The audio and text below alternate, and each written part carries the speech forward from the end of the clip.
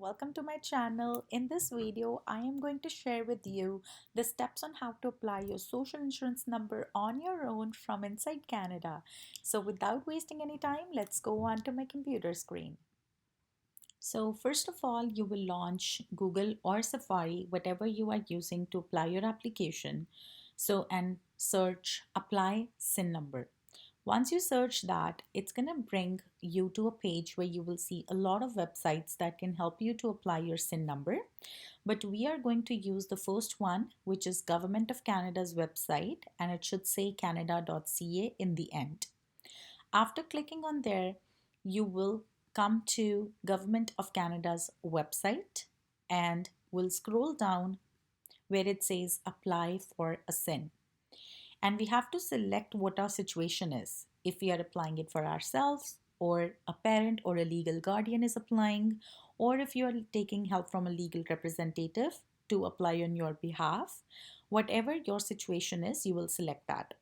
In our scenario, since we are applying it ourselves, we'll say you are applying for yourself. The next thing we have to select is our status in Canada. Since we are applying this application for the very first time after landing in Canada on a study permit, we will select you are a temporary resident. Depending upon whatever your status is, if you are a Canadian citizen or a permanent resident, you will select that option. But in our case, we will say temporary resident. Even if you come to Canada on a work permit, it is still considered a temporary resident. So you will select this option anyways. And next we will select how we are applying it. If it is online, by mail, or in person. In our situation, we are doing the application online, so we'll say online. Then it will give us the list of the required documents that we have to upload while applying for SIN number ourselves. The first thing we need is the primary identity document, which will be your study permit in this situation. Second thing we need is a secondary document, which will be your passport. And the third thing we need is a proof of address, which can be any document which says your name and the address where you are living, and which will also be address where the Government of Canada will send you your SIN number. So make sure you upload the right document. This can also be an agreement of lease from your landlord if you are renting a place. Once you have all these three documents with you, we'll say apply online. Coming onto this page, we will select I agree to the terms and conditions and hit next. Now this is the actual page where we have to fill in the information to submit the application. The first thing we have to select is application type. So it gives us a list of options that we have to choose depending upon our scenario. So in our case, we are applying the first social insurance number. So we'll say first SIN. Now we have to put in the information as per our legal documents, keeping in mind the information has to be truthful and we cannot put in any unnecessary or false information. So first thing we have to input is our first given name as per our passport. So you will put in your first name. Here I will use any random name, let's say Brittany. Then the next information we have to fill is the family name, which is also your surname or your last name as per your passport. I will use a random family name, let's say Tom. Next thing we have to select is date of birth. So you will put in your date of birth as per your passport. I will use a random date of birth here. Let's say Brittany was born on 25th of June, 1995.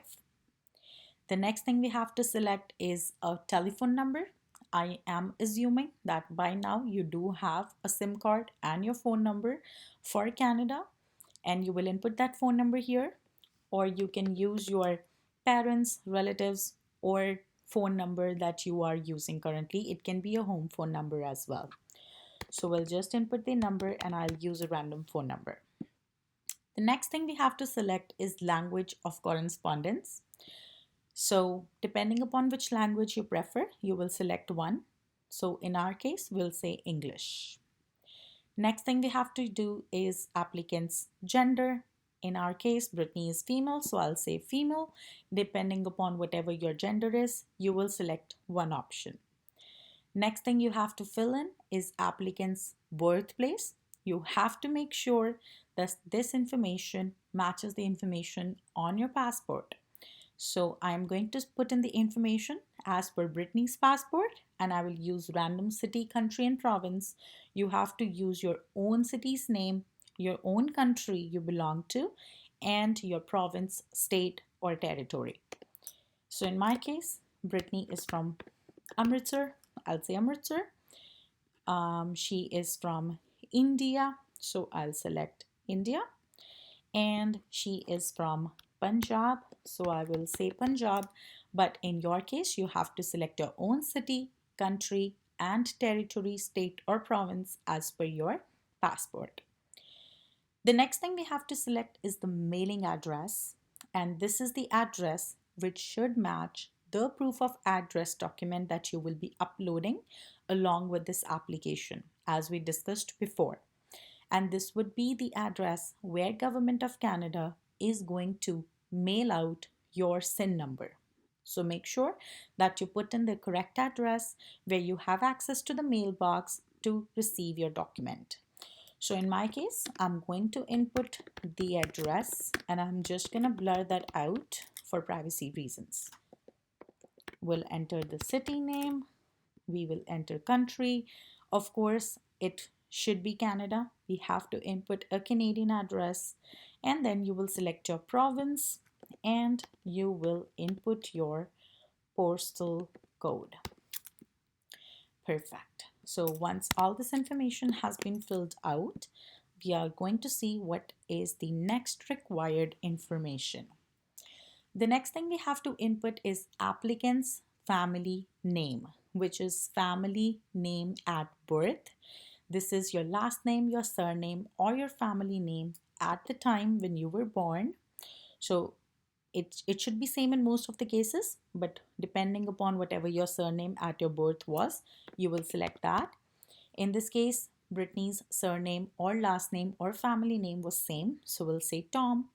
And if you had any other family names previously used, you will input here.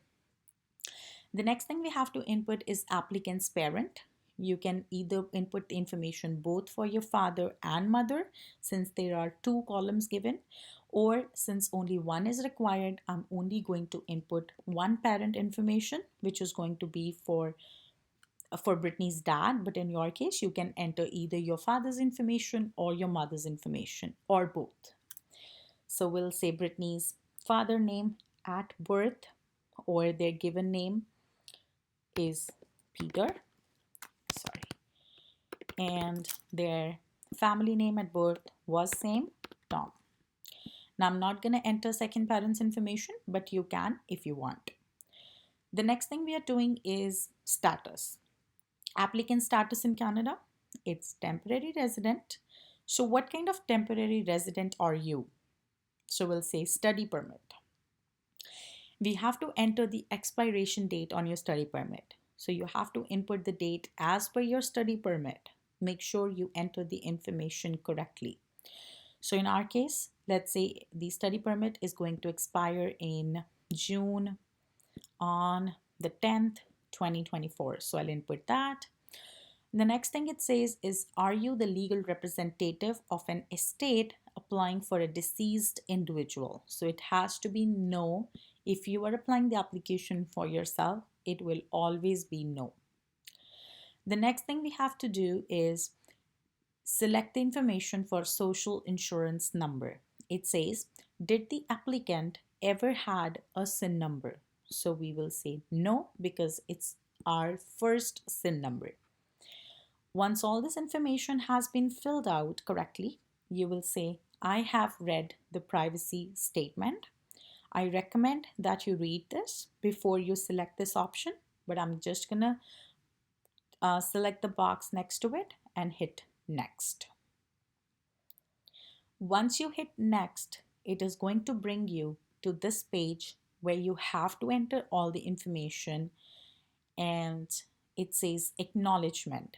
Are you applying yourself? So we'll say yes because we are applying it ourselves. So one thing that you will notice here is if we say no, that we are not applying it ourselves, we have to enter other details, which is representative relationship. And this is only to be filled out if somebody else is doing your information. Since we are doing our application ourselves, we'll say yes. And then we will print our full name here. So I will just input my full name. Perfect. The next thing we have to do is upload documents. So here is when you have to upload your documents. So in this situation, as you would remember, we have to upload your passport, study permit, and a proof of address. So you will select this option, add files, to upload these 3 documents. And I'm gonna blur this information while I do, and you can upload your documents meanwhile.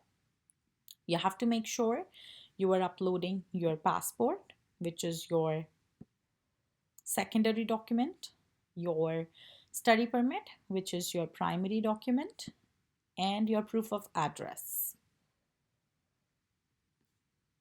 So once all these 3 documents have been uploaded, you have to hit next.